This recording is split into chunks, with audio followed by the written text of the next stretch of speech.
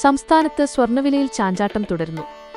ഇന്നലെ പവന് 1,10,680 രൂപ നിരക്കിലായിരുന്നു സ്വർണ്ണത്തിന്റെ വ്യാപാരം. എന്നാൽ ഇന്ന് നേരിയ വർധനവ് രേഖപ്പെടുത്തിയിട്ടുണ്ട്. പവന് 1,11,000 രൂപയും ഗ്രാമിന് 13,875 രൂപയുമാണ് ഇന്ന് നൽകേണ്ടത്.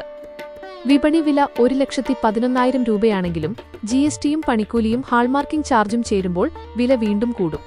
3% GSTയാണ് സ്വർണത്തിന് ഈടാക്കുന്നത്. ജ്വല്ലറികൾക്കനുസരിച്ച് പണിക്കൂലിയിൽ മാറ്റം വരും. 5%മാണ് ഏറ്റവും കുറഞ്ഞ പണിക്കൂലി. അതേസമയം സ്വർണത്തിനൊപ്പം വെള്ളിവിലയിലും മാറ്റം രേഖപ്പെടുത്തുന്നുണ്ട്.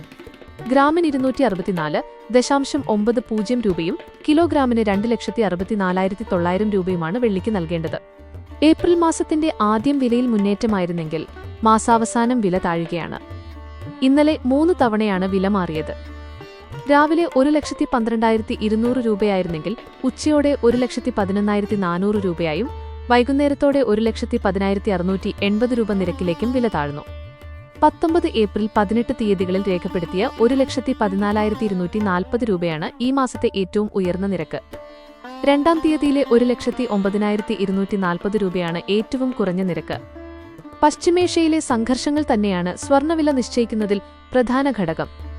ഹോർമുസ് വിഷയത്തിൽ US-ഉം ഇറാനും തമ്മിൽ തർക്കം തുടരുന്നതും ക്രൂഡ് ഓയിൽ വില കൂടുന്നതും ഡോളർ മൂല്യത്തിലെ മുന്നേറ്റവുമൊക്കെ സ്വർണ്ണവില ഇടിയാൻ കാരണമായി.